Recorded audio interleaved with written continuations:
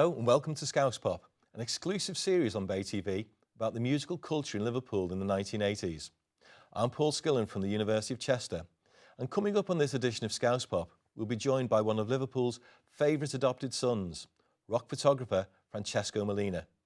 Francesco will be talking about his book of photography called Revealed, which features his brilliant photographs of bands from the Liverpool scene and other artists who went on to be international icons. Francesco's book, Revealed, captures pop culture in Liverpool and beyond from 1977 to 1982.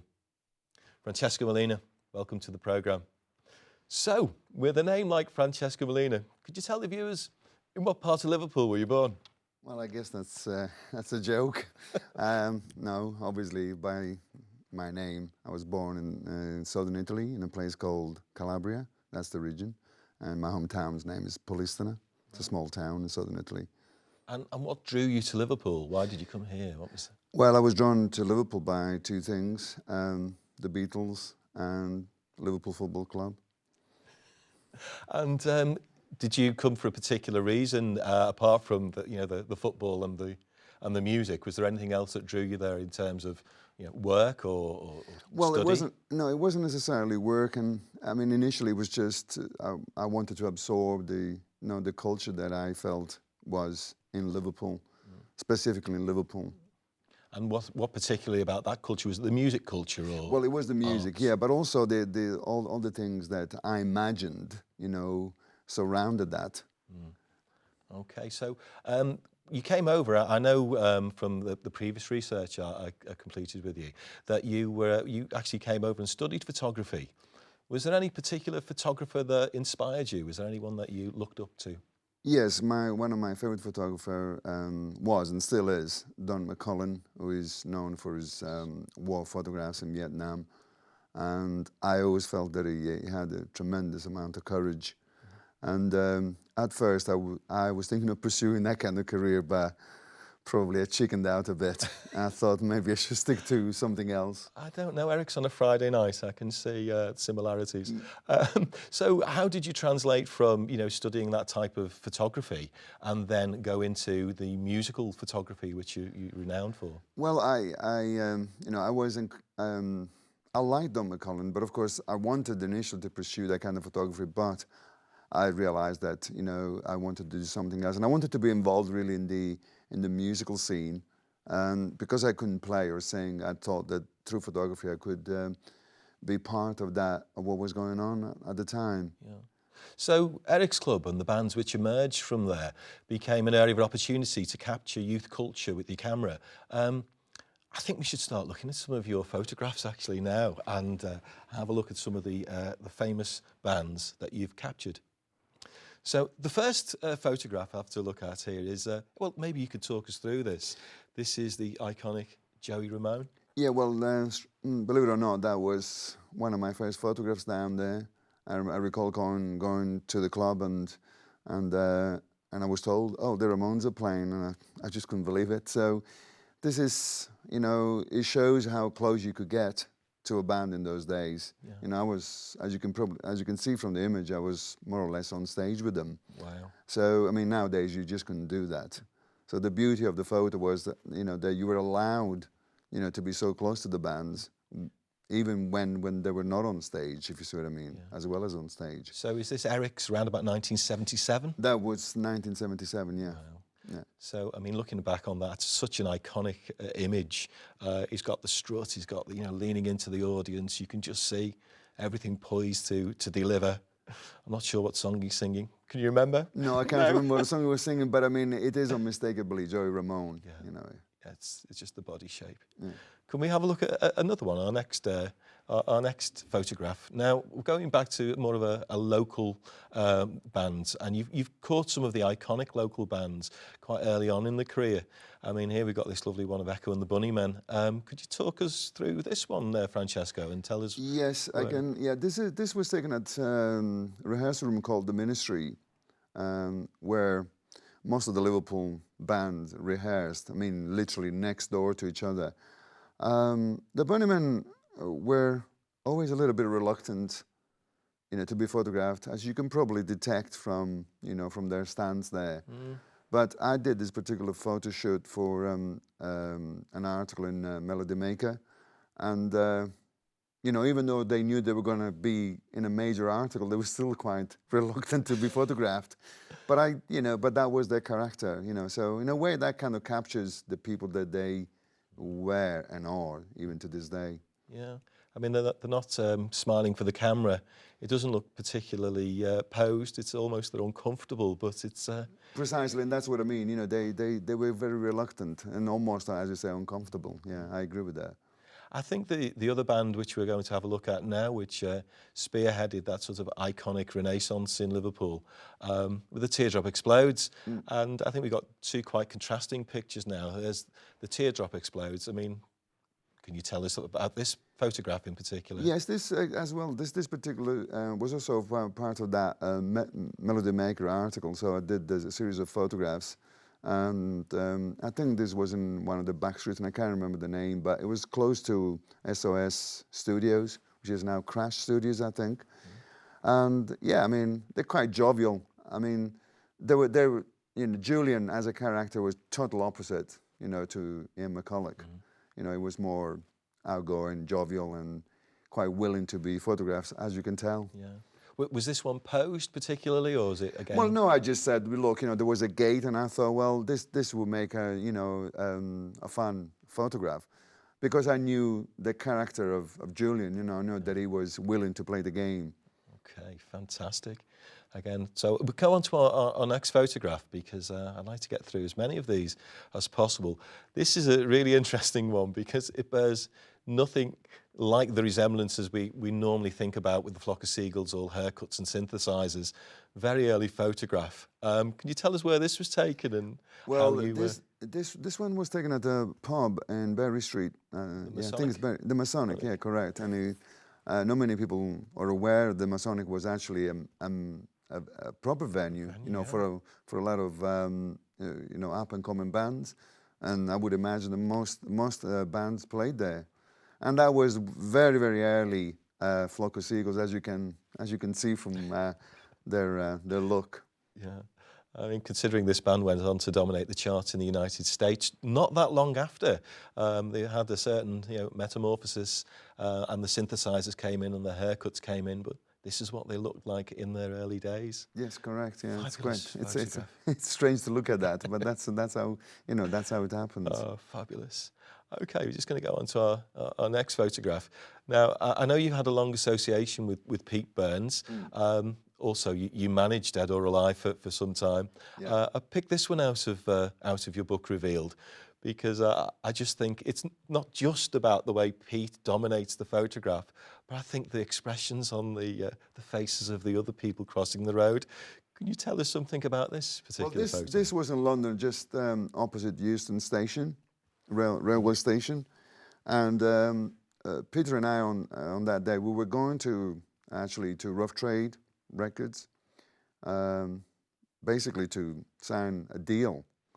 And but it occurred to me that I had never taken photos of Peter in that kind of environment. So I said to him, look, I'm going to go on the opposite side of the road. You just cross the road and I'll take some photographs. So something good is going to happen. And I think what is amusing about the photograph is that nobody looks at him except that lady. You know, who gives this kind of downward look, and but she just cannot believe what she's seeing. And it's quite amusing, really. You know, to me and to most people, they would see that. They see it as an amusing picture. Oh, it's fabulous. And she's just looking to her left and thinking, what on earth am I crossing the road with? Correct. Fabulous, yes. Fabulous. Okay, this next image, again, iconic image. This is, again, Bono, as a young lad. How old was he when he took this, and where was this taken, Francesco? Well, this was taken at Brady's, which replaced Eric's once it was closed. And that night, the band were supporting Jane Casey and Pete Wiley.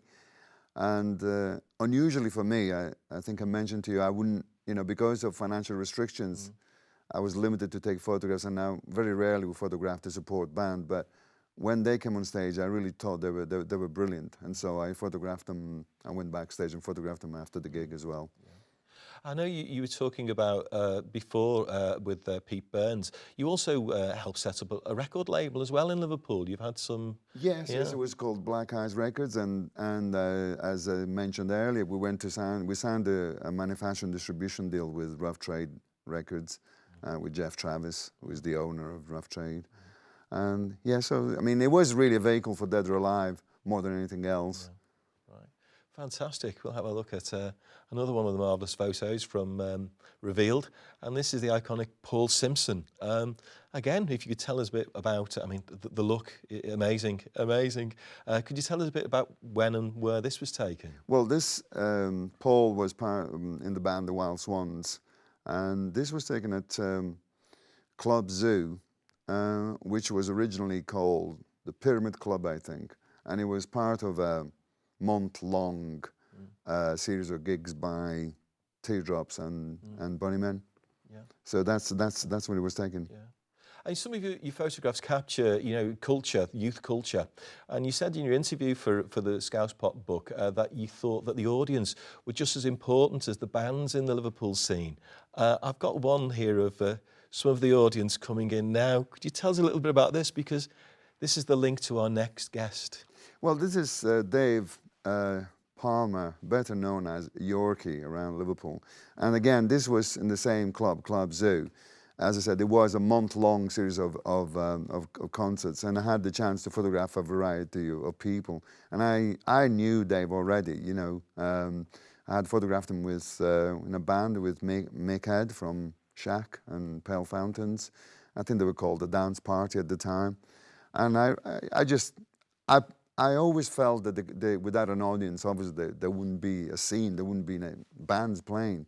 So the audience was always important to me, both from that aspect, but also from, you know, from the fashion point of view as well. Okay, well, thank you very much for coming in today, Francesco, and really sharing some of these marvellous photographs that you've taken over the years and explaining your involvement in the Liverpool scene. Thank you very much.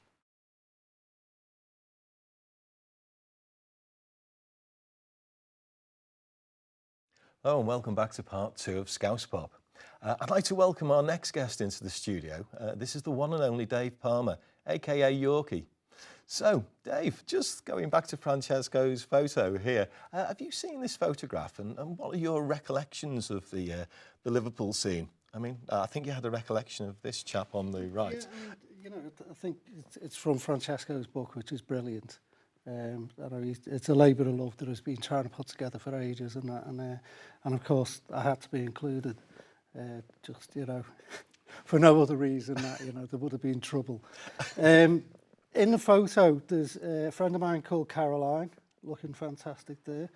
This gentleman is Rollo McGinty, who played with the Wild Swans briefly and went on to form the Wooden Tops. Right. Myself, and this poor fella is from Rafters or something like that from the 70s. So I don't know what he was doing there, you know. Well, Dave, I mean, yourself, you've always been a very well-known musician in a variety of bands in Liverpool. Can you take us through some of the musical exploits that you've experienced yourself? Well, the bands I've had have been like quite numerous, and that there was the Dance Party and Egypt for Now with Mick Head from the Shack and the Pale Fountains. And then had my own band called The Balcony, which went for about like 6 years, 7 years.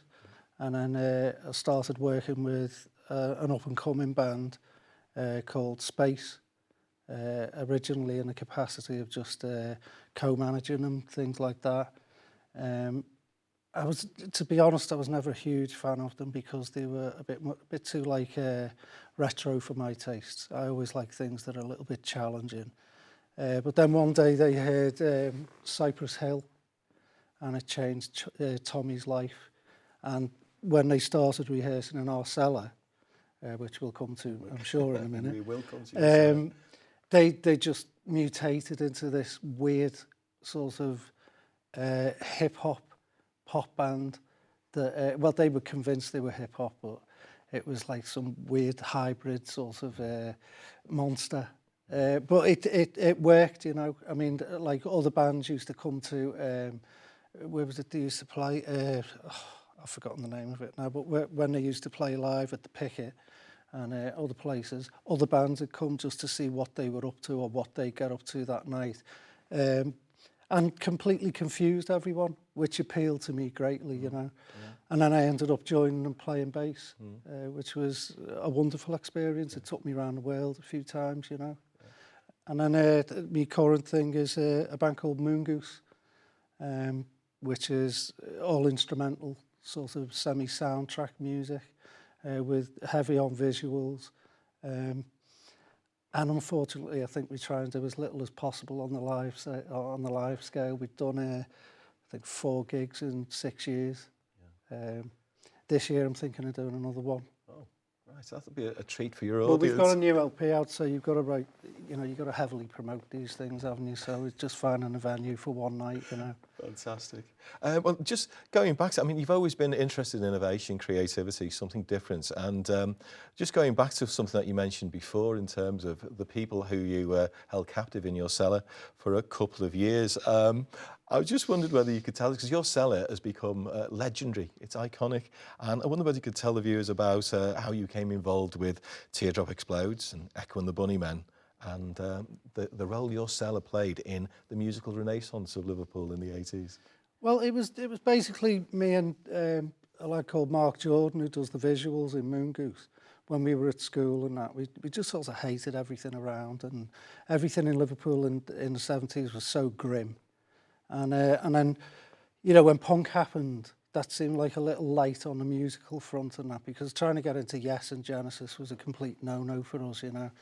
And then when you ventured further into town and hit Matthew Street, it was like suddenly everything was in Technicolor, and that with people like Jane Casey and Holly Johnson and Pete Burns, and it was just amazing. I always say it was like peacocks preening, and there was a feeling that I always loved, that they owned that part of town. If you know, like if they went anywhere else, they were looked on as freaks, but if anyone else went to Matthew Street, it was a complete reversal, you know.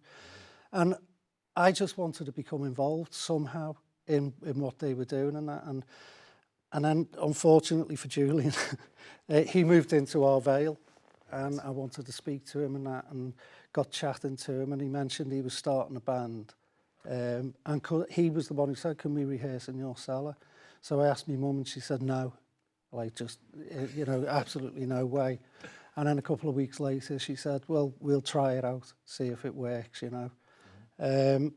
So the Teardrops were the first band. They were actually called the Shallow Madness then. That would be Paul Simpson, Ian McCulloch, and... No, it was that was the Crucial Three with Wiley and that, but it was Paul Simpson, Julian, Mick Finkler, and Dave Pickett on drums. And then they started rehearsing there anyway. I did the cellar up with all like cardboard boxes and egg boxes for soundproofing. And then they said that they had another bunch of friends who were starting a band. And my mum was like, "Oh, it's too much in that." And it was like, "Oh no, they have a drum machine." And it was Echo and the Bunnymen. So the Teardrops would rehearse for daytime, like 3 days a week, 4 days a week. And the Bunnymen would rehearse like a couple of times of an evening. But we got complaints as well. Like, we started getting letters about these dirty punk rockers, like visiting the area and ruining the street and things. And we just, you know, I'd done everything to soundproof the place, and we used to have police calling around, and I'd have to like get the Bunnymen to switch the keyboard on and pretend I was their keyboard player and things like that. And one of the young policemen said, "I'm really sorry, you've done everything, obviously. It's just, to be honest with you, between us, it's the lady next door." So my mum hit the roof and went round to see her. And this poor old woman came to the step with Imac on her top lip, this Irish woman. And my mum absolutely wiped the floor with her. And her point was, if you had a problem with it, just tell us. But this went on for a while anyway. The band's rehearsing, and then they started getting, you know, quite famous. They both, like, everything off both bands' first LPs was sort of written in our basement. And then some of the Zoo projects moved in there as well. Like, there was Laurie and the Chameleons and and that, you know. But the main thing about it that I loved was not only had I sort of ingratiated myself in this sort of scene in a way, almost as a benefactor, because no one ever used to pay the £1.50 rent, and that I used to pay it, you know. I had a cellar full of equipment to play with. Wow. So I had like a drum machine, which I'd never even seen before, a full drum kit, various guitars, things like that, you know. And for me, it was wonderful because I wanted to be a musician, but I didn't know what I wanted to play, you know. So I could go from instrument to instrument and see which one sort of fitted best, you know. So, I mean, your mum has been central to the Renaissance, really, in Liverpool music by allowing these people to come and rehearse in your cellar. I know it didn't go completely smoothly because you did mention in the book that there was one incident when the Bunnymen decided to get in Pete de Freitas on drums. I don't know whether you could relay that particular story. Well, yeah, I mean, like Pete was a friend of Dave Balfe from the Teardrops, and he was a nice, young, quiet lad. He was about 16 or 17, I think, and it was the first rehearsal with Pete de Freitas. And as I say, usually the Bunnymen rehearsed of an evening with the drum machine. So they'd arranged with the Teardrops to swap a couple of things, and they were during the day. But as I think everybody who knows of Pete de Freitas, he was a powerhouse of a drummer. He was an amazing drummer, you know. Yeah. There's very few like him. And he started playing on these songs that I'd only ever had this little beatbox before. And I think he got halfway through the first song and the door flew open and my mum went over straight in his face and just said, "Can't you play those drums any louder?" And the poor lad just shrank into himself, you know. So that was, I mean, it was always a formidable thing, meeting my mum. I mean, there was a programme done on Granada about my mum, and unfortunately she died during the making of it. Yeah. But Bill Drummond always said about it, you know, like it was almost terrifying meeting Gladys, like my mum, because you never knew what mood she was in. Some days she all radiance and light, and if she was in a bad mood, you really knew about it, you know.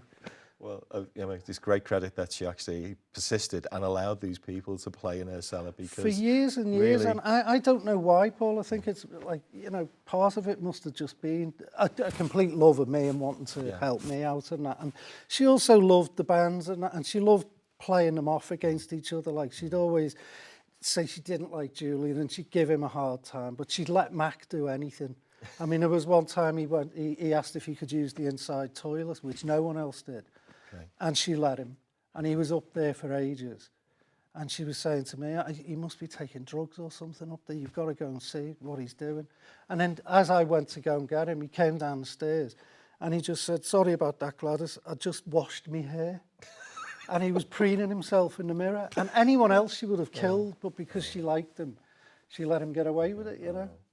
Oh, well, Dave Palmer, thank you very much for coming into Bay TV today and recounting some of those wonderful stories about the iconic sounds of the 1980s and your own musical development. Okay, well, it just remains for me to thank our two great guests, rock photographer Francesco Mellina, musician and producer Dave Palmer, for joining us here on Bay TV. See you soon for the next programme in the series of Scouse Pop.